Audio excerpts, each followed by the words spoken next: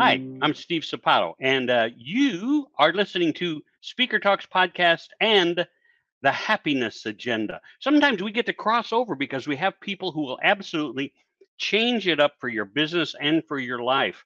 And today I have the great pleasure of bringing on LaTonya Pegues. And LaTonya, are you there? I'm right here. How are you, Steve? Yay! And we've been playing a little ping pong here on trying to get her on the show for about the last hour. So it worked out good. She's here. I'm here. Hey, you're here. So it works out great. So I'm glad you all came and are tuning in. So, uh, LaTonya, would you tell us a little bit about yourself and what brought you here today? Well, sure. First of all, thank you so much for having me. And it's so great that your listeners are tuning in and everybody's together with us today. But I'm originally from Colorado Springs, Colorado, and then graduated from Howard University, which, of course, is getting a lot of attention these days because the Vice President of the United States is also a Howard University graduate. So studied lots of science and math there, and then moved to Los Angeles and did a lot of work in low temperature physics research, satellite engineering, just all kinds of really cool things. And I had worked at NASA too, so forgot to put that in there. In the Greenbelt, Maryland. Let's see. I scooped ice cream for a while. And I love ice cream. But that's, the reason I said something like that was because if you haven't heard LaTonya speak, what do you speak on? Unconscious bias. Oh, no. Not that we might accidentally talk down to somebody or talk about somebody or anything like that, right? So anyway, go ahead. You worked at NASA and now you're on your way other places. Yeah, so it's just a long story, but I've done work in the entertainment industry. I've been an on-air radio announcer for a program, have done all kinds of things in the entertainment industry, including helping to create a category for the Grammy organization. So it's just all these things. And, my background is just so different. But yet and still, when it comes to, me doing the training and speaking and, consulting, et cetera, as a result of all my out of this world experience, just really helps to bring a whole different perspective. And my clients tell me I help them to bring transformational change to their organization. So that is a happy agenda, Steve. That is a happy agenda. That's right. And, that's one of the things when we talk about what can we do for each other. The reason I have LaTonya on is because when you hear her speak, not only is she happy, not only is she fun, she brightens up the area, but she's also got so much to contribute. And, when we talk about biases, everybody goes, well, what's a bias? What's an unconscious bias? And so tell us a little bit about that, would you? Absolutely. And so the thing about it, ladies and gentlemen, is just don't think of it as like this big word. Think of it as just simply a blind spot. When you're driving, sometimes there's things that are around you that you don't have a clue about, but it's in the way and it could potentially have a problem for you when you're driving. And that's most people in Florida. They have no idea what's around them. Oh, okay. But there's social stereotypes that come about because certain groups of people and individuals from outside their conscious awareness have them. So say, for example, you're a Zapato, I'm a Pegues. We all have these lines of generational knowledge that we have that have come throughout the centuries. And so things that were relevant, Steve, 100 years ago still might be a part of who we are as humans, our makeup, if you will, but that doesn't mean it's relevant today. So basically, unconscious bias are blind spots that we have. We all have them. So sometimes it gets a bad rap or people are like, yeah, that's the unconscious bias group. No. We all have them. So in a nutshell, it's just about their biases and blind spots. But give me an example. Okay. Well, sometimes people who are from different parts of the United States, or no, I'll do this one. I'll do sports teams. So some people, they've got their sports teams. They love their sports teams. And even when they're not getting to the national championship every year, they're going to just hold on strong. But yet and still other people are like, how can you stick with this team? They haven't won a whatever national title in 100 years.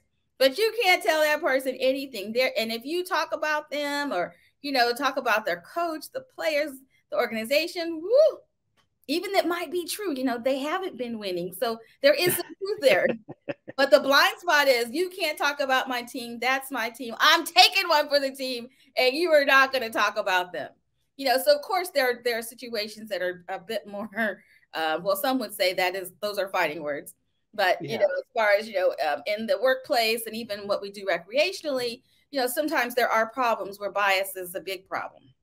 Well, and that's just it. A lot of times we take certain things for granted because we have this built-in bias, and we'll talk about something which is natural for us, which other people either won't understand or maybe just disagree with, right? Yeah. And all bias isn't negative either. Okay. I'm wearing yellow. You're wearing white. You have a red background, burgundy background. That's the bias. That's how you were feeling today. That's what you wanted to have, And so all bias isn't negative. Did you have lunch? Did you not have lunch? That's a bias. Some people don't eat breakfast. Okay, fine. That's not a Yeah. negative Why thing. why wouldn't you eat breakfast? What's wrong with that? Exactly. Why Just I'm like an early riser? I'm a I night owl. yeah, I got one that it makes me nuts because I'm not a drinker. So if you go someplace with somebody and they go, "Hey, what are you drinking?" I go, "Oh, I don't drink." And they go, "Why don't you drink?" Mm-hmm. Well, wait a minute. I just saw a comedian on there. He says, "Well, when you don't get mayonnaise on your sandwich, do I go, why don't you get mayonnaise? What's wrong with you?" Right? So that's a bias. When we actually quiz somebody else, why don't you do what I do? There's a bias sitting there waiting, looking at you, because sometimes it affects how we think of other people. I mean, I know because I've grown up around drinkers. I started my whole lifetime career out of college as a IBM salesperson, and when we'd go to our events and go to our after party or after dinner things, people would like light up their cigars and sit at the bar, and they'd go, "Okay, I'm buying a round of drinks. Sapato, what do you have?" And I'd go, "Diet Coke." And they go, "No, you got to drink alcohol." I go, "No, I just want a Diet Coke." They want, "I'm not buying freaking Diet Coke." Right? And they'd pass me by because I didn't believe or didn't do the way they thought I should. And Right? what happens sometimes, Steve, is that people feel a little different. So, if we have a different perspective, that if everybody's doing, we call it group think. So if the group is thinking a certain way, but then someone comes up with another idea, the group might be like, man, I wish that were me too. And so sometimes their group guilt gets in the way, and then they want to point a finger at the person who's doing something differently. And then because of their uncomfortableness, and so it's not necessarily, something, I mean, it feels personal, but it's just more of like how the it's like, oh my God, well, gee, I feel terrible because I'm drinking and I really don't want to drink, but I'm pressured to drink. So I'm drinking too. So sometimes these kinds of things happen. So does bias hold us back? Is it an obstacle? Is it something that is good for us? What is that all about? Well, it's a mixed bag, Steve. And so what happens is that all bias isn't bad. We talked about that, but the question becomes, well, where does what causes this negative bias? It's wrong information. So say for example, there's sometimes people will lie about other people. They'll say things that are not true. They'll purposely say things that are not true. But the thing about it is when they're saying things, they didn't do their research or their homework and find out, well, what's the other side of this coin?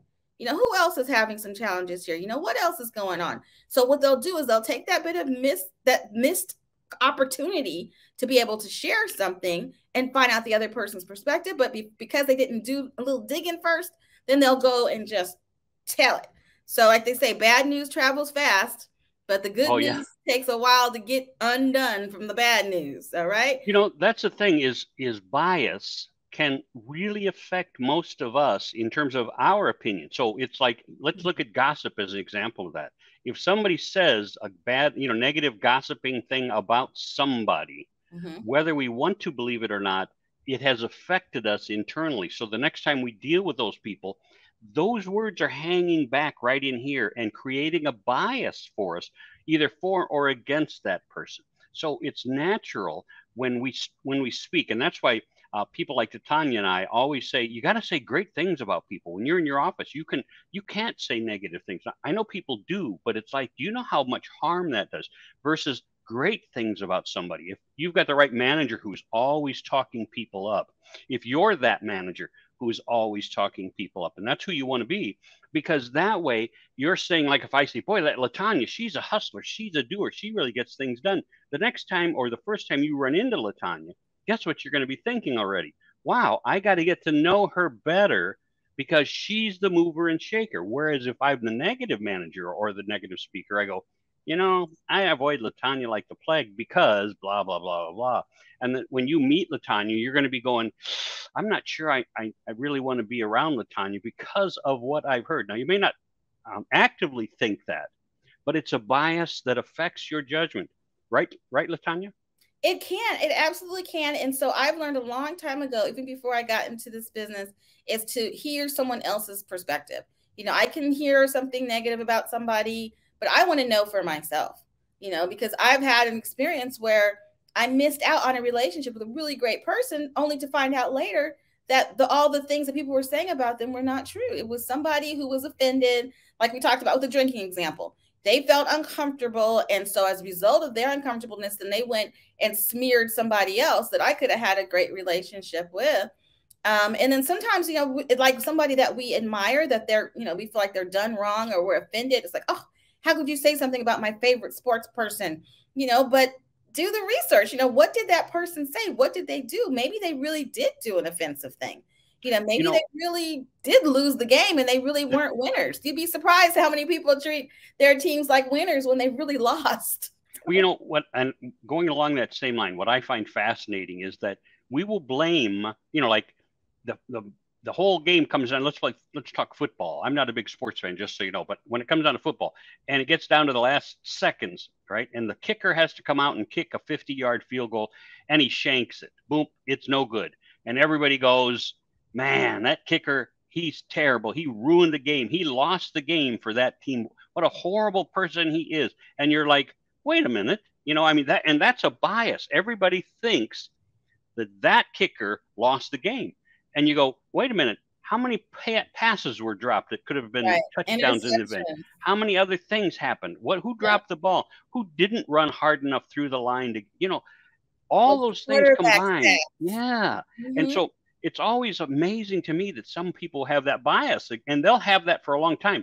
I don't remember who the kicker was, but I remember that there was way back when, 20, 30 years ago, there was somebody who missed a game, well, let's use the ball. Let's see, there was a kid in Chicago that caught the ball before it went, like it was going to be an out. The Cubs player, I think, was going to be able to catch it, and that would have ended the game, and the Cubs would have gone on to the World Series.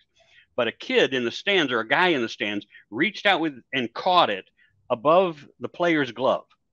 And for 2 years, that guy had to be on protective custody because all the Cubs fans were going to beat him or kill him. And you're like, it didn't come down to one play. If the Cubs would have beaten them all the rest of the game, that play would not have mattered. There were balls, there were misses, there were fouls, yeah. But they all blamed that guy. He was that guy, and it was the curse of the Cubs goats or something. I forget what it's called, but and that's what we find fascinating, is that we will have these biases. People who didn't know anything about that guy will hear that horrible story and blame that guy. And you're like, wow, I'm not sure, but I think he had to change his name. But see, that's just it, Steve. Sometimes people don't even want to know the truth. They have their truth, their perspective, and that's what they want to hold on to. And they just narrow in sometimes on the wrong thing. And so when we talk about, undoing bias, you got to really, there's this whole way of just approaching life that needs to start being undone. I call it undoing bias. It's like once you realize you've got it. And like we said, it's not all positive and it's not all negative, but yet and still, do we have, one of my sayings that I've coined, Steve, is it takes courage to undo bias. So if you're not courageous, because sometimes we get into these points where it's like, whoo, do I want to go there? Because that means I have to admit that I've got to work on me. And some people feel like they're perfect. I know someone right now who thinks he's perfect, literally. Wait, you're looking at me when you said that? Uh-huh. Both of my eyes. Yeah, look at that. What's that all about? Yeah. What does your wife have to say? That's what really matters. Yeah, don't ask. We're not going there. No, but that's exactly right. Some people never, we were talking about, I'm trying to remember who we were talking about, but some people never accept the responsibility. That's one of my big things in today's society, is people always want to blame somebody else. And truthfully, for what they did themselves. A lot of times it is. Look what you made me do. Because this is what? We weren't even around when you were doing that. How you made me do that? I knew what you would say about me if I didn't do that. So you made me do it. Accountability and consequences. I talk about that all the time. But that's just it. When you talk about how bias affects us, a bias in the workplace can be absolutely horrendous, and it can really affect people's productivity, groups' productivity. It can affect the whole company. Hey, the Great Resignation, right? A lot Oh, of yeah. people left their jobs because they were tired of the blind spots of the companies. You know, so say, for example, I have heard so many stories, Steve, of people who are doing the work, but they're not getting rewarded for the work, as in promotions, as in money, you know, getting actual, you know, raises and even acknowledging what they've done. And so some people are like, you know what, I'm doing all this and somebody else keeps getting the $1 million payouts. I'm out of here. You know, so Yep. this great resignation, it's more than just, and then they're leaving and going and taking a job where they're making less money, but their core values are being reached, if you will. And so that's, you know, I'm sure there's all kinds of reasons why people lose their jobs. But I really believe that during the season that we're going through with the pandemic, that a lot of folks were like, you know what, I've had enough. I'm done. I'm going to go somewhere where I feel appreciated, where I can get the work done and also be acknowledged for my work. You know, that's, I wrote down two things because two things, well, here they are: bias by certificate and bias by position. So um, I've, for decades, I've preached that just because somebody has a certification does not necessarily mean that they're better equipped for a job or a position than someone else. But the bias that exists in our society today is, if you went and got, and I'm going to use my dad as an example, right? He's long since passed away. But if you went and got a welding certificate, you were eligible for, you know, this much money coming right out of welder's school. And sometimes, you know, my dad, who'd been on the job 20 years, it would match his salary when we had no experience and he had 20 years in as a welder. And it was because the managers at the time thought that the certificate was the be all end all, right? And so there was a bias there that said the people with a certification were better than the people who had real world experience. By the same token, it's position. A lot of times, people give the manager or supervisor credibility over an employee, like you said, because, and even though the employee may have the knowledge, the expertise, the time and grade. I can use Vietnam was a really poor learning experience, but it was called uh, fragging. Let's see, it was called fragging. That's all. I'll just say it there. But what it amounted to is a lot of the first lieutenants, who we called shake and bakes, they went into the Army with a college degree. They didn't have anything else going for them, so when they were drafted or brought in, they went right into officers candidate school. They got their lieutenant bars and they were shipped over to Vietnam. Now, there were some guys who'd been in country for a year, maybe second or third tour. And instead of the lieutenants walking in going, who's got seniority here? And learning from that person, the lieutenant said, I'm the lieutenant. I know what's going on and you'll follow me. Well, he would take them into these bad situations. And I won't say a lot of times, but the rumor was that it was called fragmentation. It was called fragging. And they would kill their own lieutenants because the lieutenant was endangering the unit for his lack of knowledge. And so in that case, the bias was that the lieutenant had preferential treatment when lieutenant should have been briefed, hey, you're brand new to the country. If you're brand new to combat, listen to your sergeant, listen to your, you know, NCOs who have the experience. Those are the things that really affect your attitudes and the outcomes, your bias in terms of what do you think you know versus what do you really know. So LaTonya teaches you. You go out and you teach people bias, right? Or unconscious bias. Yeah, and how to undo their bias and how to recognize it. You know, Well, that's tell me how to recognize. Recognize it. We got about 15 minutes. Let's talk about recognizing it and then what we might be able to do to well, every fix part it. of your life is the same. You don't have any flavor in your life, I say, you know. It's like it's the same routine, you know, you eat at the same restaurant, you listen to the same music, you have all the same friends, you don't try to meet anybody new, you try to stay in your little comfort zone of sorts. Now, during a pandemic, I understand how that would be important, but we're talking about when you have the option to do well. Maybe your team's not winning. You know, maybe everything that you do that you think you're doing right, it's not producing the results that are expected. And there are times when you know, the proof is in the pudding. It's like if you expect something different, you should probably do something different. But if you think that you know it all and that, you know, you just everything revolves around you, then that's a big blind spot and a big bias. And it makes the whole organization not as effective as it could be. And then also sometimes people are just afraid of other folks.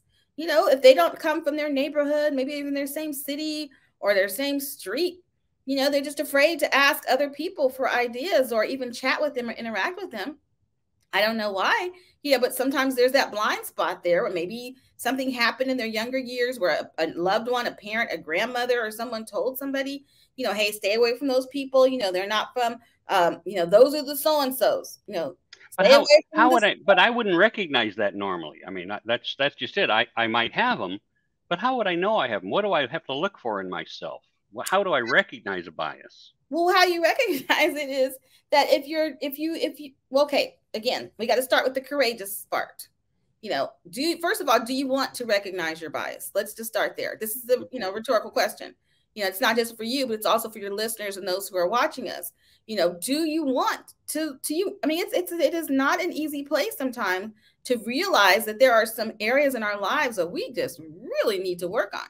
And a great way to find out, Steve, is if we're getting performance appraisals. And say, for example, we've worked in different organizations, the people who they don't know us, know the folks who've given us the performance appraisal. If they don't know each other, but if what they're saying is the same, then that is an opportunity to be like, okay, it is me, because there's the denial factor. It wasn't me. That's not me.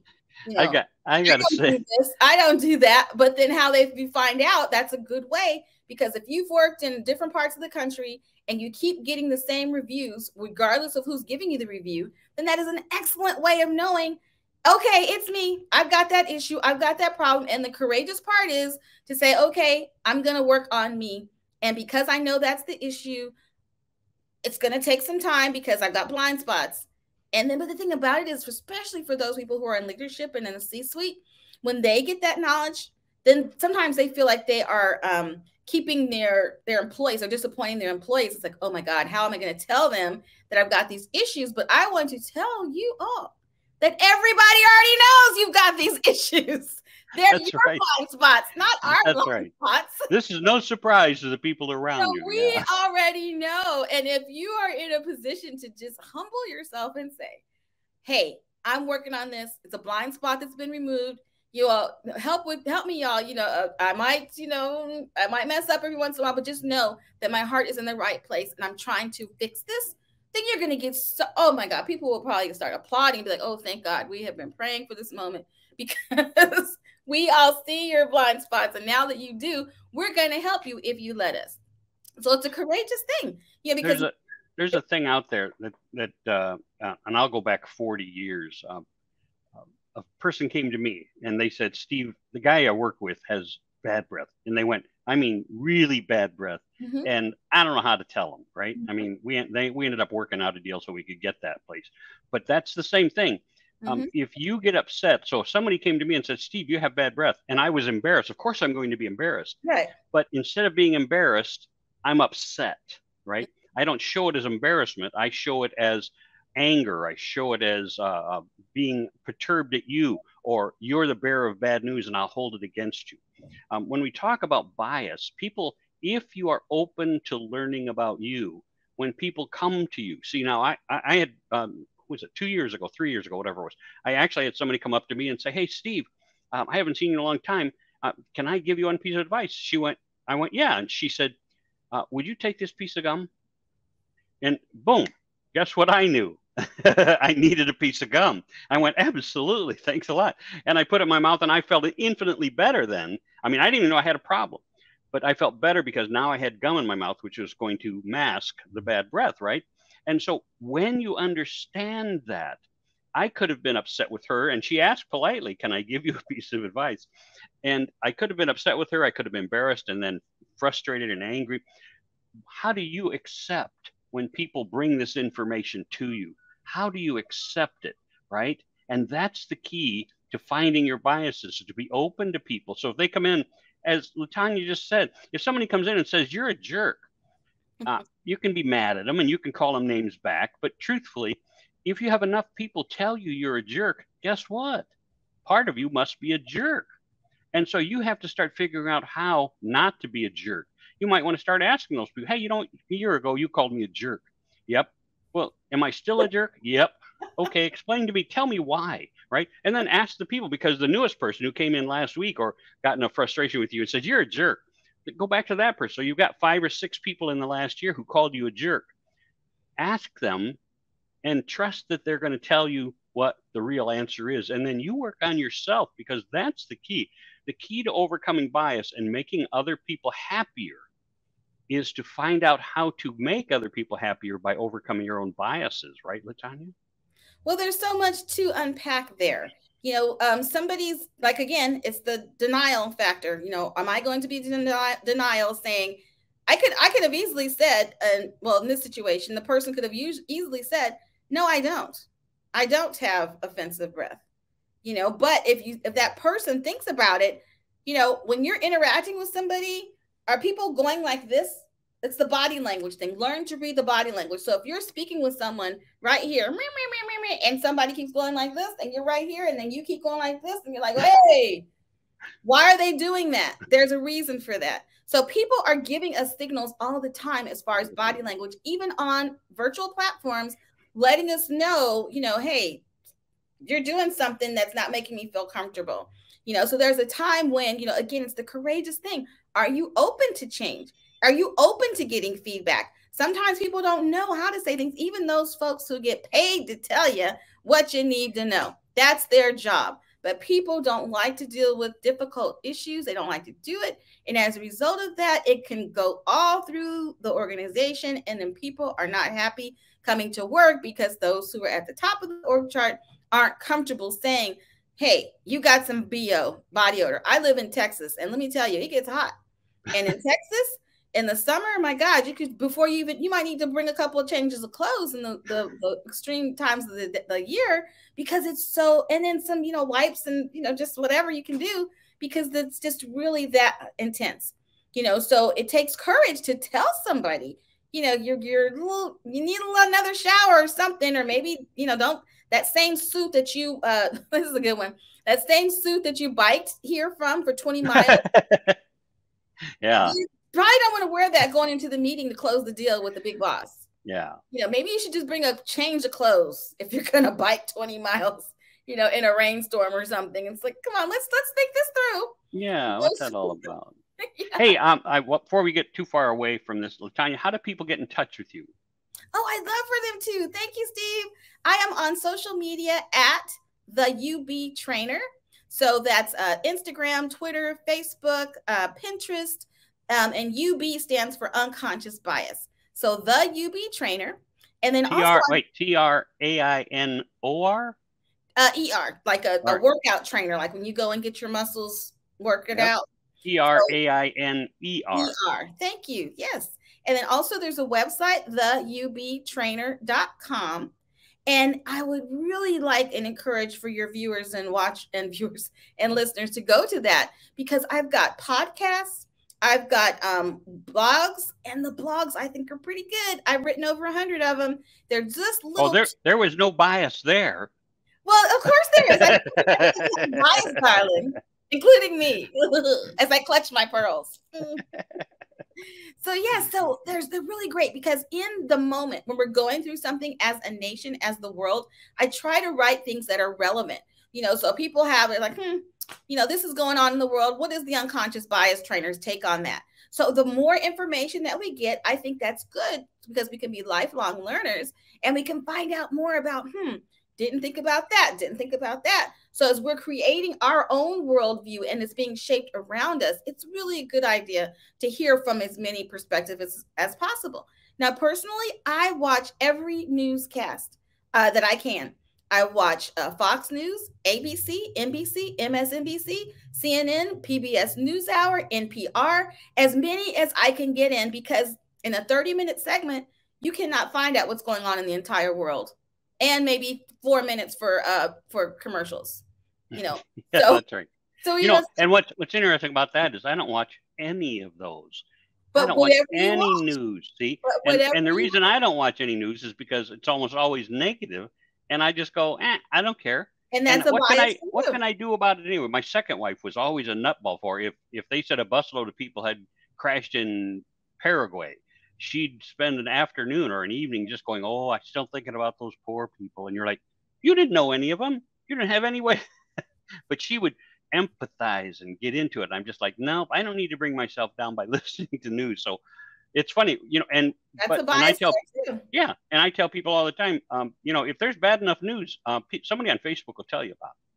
And there's also the online platforms as well. Oh yeah, a lot of news. So the thing about it is that in our society today, sometimes people aren't getting all these different perspectives, and so as a result of that, they're really not aware of what's happening. And in some instances, we can piece together. It's like, look, I heard that over there, heard that over there. Well, maybe this is different from what I keep getting told. Like we were talking earlier about, the gossip or things that people are saying that aren't necessarily true. Like that one man, he caught the ball at the baseball game and he's ruined, history forever. No, there are different perspectives on that too. So I really encourage people, hear different sides, even if someone doesn't agree with you. That's a perfect time. Now, you may need to just kind of diffuse a little bit because it could be, pretty just like, what? But you might just need a minute. It's like, okay, calm down, or maybe a couple of days and come back and deal with it. And Steve, it's so important that everyone who's involved in the we'll just say the interesting conversation, that everyone have an opportunity to share and everyone have an opportunity to be heard. Because what happens sometimes is they only hear from what we call the dominant voice, the loudest person in the room, and they're not giving the other people an opportunity to share and hear their perspective. And I have learned, as someone who loves to talk, as you might have figured out by now, but the people who are almost the ones who rarely share in a public meeting, they've got some of the best ideas. But if we just know, including myself, know when to stop talking and to truly let that person know, we're going to give you the mic. And when we give it to them, they might be like, wait a minute, are you really giving me the mic? So they may not answer in the right now, like you and I, we're ready. They might need a beat or two to be like, okay, are you really going to give me the mic? Can I really have it? And so for us, we're like, okay, they don't want to say anything. Move on. No, slow down. Give them an opportunity. Let them build trust with you and know that you really mean it. And then once they realize that, they're like, okay, it's going to take them a moment to reset. And it's going to take them a moment to get their words out because they express themselves differently than we do. And so as a result of that, that could be the answer that we have been waiting for. And I try to encourage people that I work with, train, speak, consult, etc. Listen to the voices that you don't hear much from, because if they're not speaking, they are listening, they are observing, they are analyzing, and they're probably coming up with the solutions that are needed. That's true. That's a lot of what's happening. So you have to make sure that you're all inclusive in what you do and how you're doing it. For the people sitting on the sides, people sitting in the back, make sure you ask their opinion, ask for their input. That's interesting, brainstorming and having a meeting where you're asking for opinion. Brainstorming says, I accept all people's opinions, good, bad, indifferent, and you can't criticize them in any way because it's somebody else's thoughts or ideas. And if you criticize them, then you'll shut them down from ever commenting again. So you have to have a brainstorming time as well as a meeting time. But anyway, that pretty much brings us up to the end of our podcast time. We're running out of time. So I really appreciate you being on, LaTonya. This was really good. And I hope it sparks your memories and your ideas for your own biases or maybe someone else's biases. Maybe it's time to talk about people's biases. What they learn, what they need to learn, what they hear, what they don't hear. Those are all vital. Another minute to wrap this up for us, LaTonya. You got something else? Well, I do. And I just really want to emphasize, well, thank you for having me. But emphasis is, ladies and gentlemen, courage. Courage. It's worth the investment in yourself, because it's not fair to the world for you to be stuck in an area when you've got so many gifts and so many things that you can do to help society at large. Are you willing to ask yourself the question, am I willing to take the courageous step to help myself, to improve myself, to really work on me and to be a better me? Do I have the courage for that? Am I going to be okay with what I find out? Am I going to be afraid of who I am? And if so, maybe find a safe space or accountability partners or other people who can really give you an opportunity to feel comfortable with yourself and to know that they're going to help you through it. But remember, sometimes when you're getting help, it still doesn't feel good. When I work out at the gym, honey, it doesn't feel good. But when I get the results that I love, I am showing everybody. That's a good point. And how do they get in touch with you one last time? Sure. It's theubtrainer.com. The U for unconscious, B for bias, trainer.com. And on social media platforms, Facebook, Instagram, Twitter, Pinterest, I'm at the UB Trainer. Cool. Well, thank you very much, LaTonya, for being on. Folks, you've been listening to Speaker Talks podcast as well as the Happiness Agenda. I'm Steve Sapato, your host, and you can reach me at steve@stevesapato.com with any questions or thoughts that you might have for one of our podcasts or one of our guests. So please reach out and make sure that you subscribe. Hit that subscribe button. Or if you're listening to us by chance on a little thing on LinkedIn, click the bell to make sure you get notified whenever we go live again. All right, been a pleasure. I hope you all got something out of today's episode, and we will talk to you again very soon. God bless.